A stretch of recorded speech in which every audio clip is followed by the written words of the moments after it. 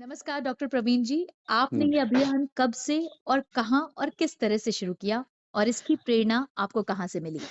दरअसल ये तो मुझे करीब 20 वर्ष हो गया। मैं मनोचिकित्सक हूँ जी। और माननीय डॉक्टर किरण बेदी जी से मुझे प्रेरणा मिली कि हुँ। नशा मुक्ति और उस पर काम किया जाए। हुँ, हुँ। तो भारत के अंदर इसकी बहुत ही ज़रूरत भी है हुँ, हुँ। और एक तम्बाकू को लेकर बहुत सारे प्रोडक्ट्स हैं जो बनाए जा रहे हैं और उससे गंदगी तो होती है। सबसे बड़ी बात है कि वो कैंसरजनक है। जी। तो लगभग 20 वर्ष हो गया 2003 में हम लोगों ने शुरू किया था। अच्छा। जी, सर मैं आपसे जानना चाहूँगी कि आपके जो नशा मुक्ति केंद्र हैं, वो जी। कहाँ हैं और उनकी कार्यशैली कैसी है?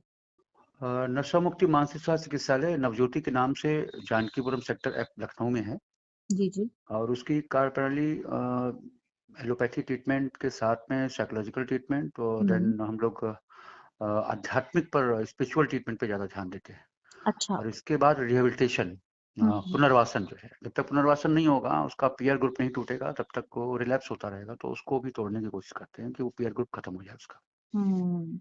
प्रवीण जी, जी, एक चीज़ मुझे और बताइए कि जिन लोगों ने तंबाकू मुक्ति का संकल्प को अपनाया और जी, सफलता भी पाई उसमें, उनकी जी। कोई सक्सेस स्टोरी आप हमसे शेयर करना चाहें? हाँ, सक्सेस स्टोरी तो ऐसे विनय कुमार जी की सक्सेस स्टोरी है, उनको काफ़ी समय हो गया, लगभग 10 वर्ष हो गया जी। और ऐसे तो लगभग हमारी अपनी प्रैक्टिस में 700 से 800 लोग हैं, जो केवल तम्बाकू जनित प्रोडक्ट या पदार्थ इस्तेमाल करके और ठीक हो गए हुँ, हुँ। और हमारी प्रैक्टिस अपनी प्रैक्टिस 18 से साढ़े 18,000 पेशेंट की है। अच्छा। जी। सर क्या ये भी मुमकिन है कि बहुत से लोग नहीं जाना चाहते हैं रिहैब में, वो चाहते हैं कि घर में रहते हुए ही वो तंबाकू की लत से आज़ादी पा सकें, इसमें जी। किस तरह से आप मदद करते हैं? हाँ, इसमें काउंसलिंग सेशन देते हैं हम लोग। जी। वीकली 2 सेशन रहते हैं उनके। हुँ। और दूसरा उनको बताया जाता है किस तरह से उससे आप तम्बाकू से कैसे बाहर निकलेंगे। होता क्या है कि वो जो च्युइंग करते हैं सारा दिन तम्बाकू दबा लेते हैं अपने होठों के और दाँतों के बीच में, तो जी। उनको एक चुनचुनाहट सी महसूस होती है। हुँ, उस हुँ। चुनचुनाहट के लिए बहुत सारी चीज़ें जैसे लौंग लौंग के साथ कुछ चीज़ें और मिलाई जाती हैं, उनको दी जाती हैं, तो वो चुनचुनाहट उससे महसूस होती है।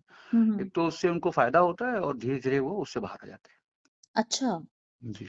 आपके हिसाब से महिला, पुरुष और बच्चों में किस अनुपात में तंबाकू उपभोक्ता आपके पास आते हैं? और क्या सारे एज ग्रुप की या फिर जी। वर्गों की अलग तरह से कोई उपचार की विधि है आपकी?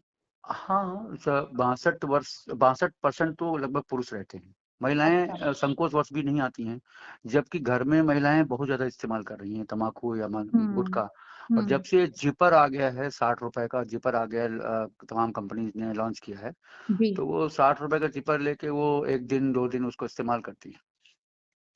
जी, हुँ। और शहरी और ग्रामीण क्षेत्र की अगर बात की जाए तो अधिक खतरा आप कहाँ पर महसूस करते हैं और इसकी बड़ी वजह आपको क्या लगती है? महिलाओं में ज़्यादा शहरी क्षेत्रों में महिलाएँ ज़्यादा इस्तेमाल कर रही हैं। अच्छा। क्योंकि उनको हाँ, और वहाँ तो तम्बाकू कम इस्तेमाल करती हैं महिलाएँ, जैसे पश्चिम में जाते हैं तो वहाँ पे एक वो जो वहाँ पर होता है पंचायत में यूज़ किया जाता है हुक्का, हुँ, तो हुँ। हुक्का इस्तेमाल करती हैं, छोटे-छोटे हुक्के आते हैं, तो हुँ, पश्चिम में तो महिलाएँ इस्तेमाल करती हैं, लेकिन और ज़्यादा इधर आएँगे पूर्वांचल तरफ या हुँ। और मध्य प्रदेश, राजस्थान की तरफ जाएँगे उत्तर भारत में तो महिलाएँ यूज़ नहीं करती हैं, पुरुष ज़्यादा यूज़ करते हैं। अच्छा। पुरुष तो ये स्थिति में है कि सुबह तम्बाकू प्रयोग करने के बाद ही वो फ्रेश होने जाते हैं, बिना ओहो! उसके फ्रेश ही नहीं हो सकते वो। हुँ, हुँ, हुँ। तो ऐसे पुरुष जो हैं 62% आ जाते हैं और उनमें पुरुषों में संख्या गाँव में ज़्यादा है। शहर हुँ। में गुटखा खाने वालों की संख्या ज़्यादा है और गाँव में तम्बाकू खाने वालों की संख्या ज़्यादा है। एक चीज़ मैं आपसे प्रवीण जी और पूछना चाहूँगी कि जी, इलेक्ट्रॉनिक सिगरेट यानी कि ई-सिगरेट का चलन अब यूथ में बढ़ा है बहुत और ज़्यादा हुक्का भी अक्सर हुक्का बार के तरह से शहरों में लॉन्च इस्तेमाल होने जी, लगे हैं। जी, लॉन्जेस भी जी, इस्तेमाल हो रहे हैं। क्या जी। लगता है आपको कि वो कितने खतरनाक हैं और अगर वो बहुत खतरनाक हैं तो उनसे कैसे बचा जा सकता है? सबसे बड़ी बात ये है कि जो तम्बाकू के साथ में जब कत्था मिला देते हैं, कत्था बहुत थर्ड ग्रेड का कत्था होता है अच्छा। और वो सीधे जो है लिवर को, आंतों को ख़त्म करता है, आंतों में अल्सर बढ़ाता है।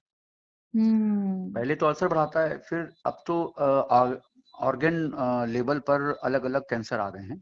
हुँ, तो हुँ। कैंसर में सबसे ज़्यादा जो फेफड़े का कैंसर है या माउथ कैंसर है साँस की नली के आस-पास का कैंसर है, वो सारा तम्बाकू से ही होता है। हुँ। और सबसे बड़ी बात उसमें ख़ास बात और आ रही है कि सरकार इसको प्रलोभन दे रही है हमें केवल गुटखा या तम्बाकू के बैक साइड में जो हम तस्वीर छाप देते हैं कि ये कैंसर जनित है, कैंसर हो सकता है, इतना कहकर साइड हो जाती है सरकार हुँ, और हुँ। उसको छापने के बाद भी किसी पर कोई प्रभाव नहीं पड़ रहा है और तम्बाकू की जो खपत है वो और ज़्यादा बढ़ती जा रही हुँ। है। जी। करेक्ट। एक और सवाल मेरे ज़हन में आता है कि तम्बाकू से कैंसर के अलावा और क्या-क्या खतरे हो सकते हैं? और जब आप इन खतरों से घिर जाते हैं, तो आपके जी। परिवार पर किस तरह का विपरीत असर पड़ता है? कैंसर के बाद में टीबी होती है, अच्छा। ट्यूबरकुलोसिस होता है और साँस की नली सिकुड़ जाती है, तो साँस लेने में समस्याएँ होती हैं। साँस की बहुत सारी समस्याएँ तम्बाकू और गुटखा से हो रही हैं हुँ, हुँ। और लीवर की प्रॉब्लम होती है। इससे बवासीर भी हो जाता है, पाइल्स की प्रॉब्लम भी हुँ, आ जाती है क्योंकि हुँ, जब आसानी से बिना उसके फ्रेश नहीं होते हैं लोग, तो वो हुँ, उसमें अपना अलग इस्तेमाल करते हैं, उसका प्रयोग करते हैं। जब प्रयोग करते हैं तो वो जो माँस है, वो जगह-जगह बढ़ने लगता है। हुँ, उससे प्रॉब्लम खड़ी जा रही है। तो कई बीमारियाँ, बड़ी हुँ। जो बीमारियाँ हैं, जो क्रॉनिक डिज़ीज़ हैं, वो इससे हो रही हैं। प्रवीण जी, मैं जानना चाहूँगी कि जो आपका अभियान है, जिसमें आप लोगों को जीवन के जी। उद्देश्य के लिए प्रेरित करते हैं, गौ सेवा और गोमती आरती जी, अभियान जी। से जोड़ते हैं, इसके बारे में ज़रा हमारे श्रोताओं को कुछ बताइए? अ, सनातन धर्म सर्वे भवन्तु सुखिनः और वसुधैव कुटुम्बकम पर आधारित है। हुँ, सबको पृथ्वी में जितना भी जीव-जंतु है, सबको अपना परिवार मानता है हुँ, और ये विराटता है सनातन धर्म की और हुँ, सबके सुख की कामना करता है। हुँ, तो उस उद्देश्य को लेकर हम लोगों ने माँ गोमती महाआरती और सनातन समरसता समागम का प्रारंभ 9 साल पहले हुँ, झूलेलाल वाटिका लखनऊ में किया था। उसका हुँ, उद्देश्य ये था कि साथ में माँ गोमती नदी पर हम इकट्ठा हों क्योंकि वो जल जीवन दायिनी है और हमारी ज़िम्मेदारी बनती है कि वो स्वच्छ हो। हुँ, स्वच्छता के साथ-साथ में उसकी आरती क्योंकि पूजनीय है, वो आरती करते हैं और वहाँ पे ऐसे ही उद्देश्यों पे काम किया जाता है कि जीवन में हम कैसे स्वस्थ रहें, जी। भविष्य में हम कैसे आगे बढ़ें। यहाँ तक कि हम लोग करियर काउंसलिंग भी करते हैं बच्चों की, हुँ, हुँ, कि वो आगे क्या बनेंगे। ये 6-7th क्लास तक 8th क्लास तक पहुँचते-पहुँचते हम बता भी देते, सर्टिफ़ाई कर देते हैं। तो हुँ, ऐसे बहुत सारे काम हैं जो हमारे भारत में अभी नहीं हो रहे हैं। हुँ, हुँ, और संस्कारित जो बच्चे हैं, जो अध्यात्म में एक सोच आ गई है कि हम अध्यात्म में जाते हैं तो संत बन जाते हैं। संत नहीं जी। बनते हैं। हुँ, 3 बातें होती हैं किसी भी मानव के अंदर। एक समझदारी होती है, ज्ञान होता है और मतलब होता क्या है कि समझदारी जो है वो ज्ञान गुरु से आता है और समझदारी जो है अध्यात्म से आ जाती है। अगर हम हुँ, एक समय रहते अध्यात्म में आ जाएँ, तो हुँ, समझदारी, ज्ञान और अध्यात्म ये तीनों चीज़ें मिलकर एक बहुत अच्छा इंसान बना सकती हैं। तो हुँ, अगर ये तीनों चीज़ें आ रही हैं, तो एक अच्छा आईएएस, एक अच्छा आईपीएस, एक अच्छा डॉक्टर हो जाएगा। जो भ्रष्टाचार की बात हो रही है, वो भ्रष्टाचार अपने आप ऐसे संस्कारित बच्चे ऊपर आगे बढ़ेंगे और वो जब जाके आईएएस, आईपीएस और डॉक्टर बनते हैं, तो निश्चित तौर पे हुँ। वो भ्रष्टाचार रहित कार्य करेंगे। डिजिटल प्लेटफ़ॉर्म के माध्यम से भी जन जागृति ला रहे हैं। इस जी। बारे में हमारे श्रोताओं को कुछ बताइए कि किस तरह से आप ये अभियान चलाया है आपने?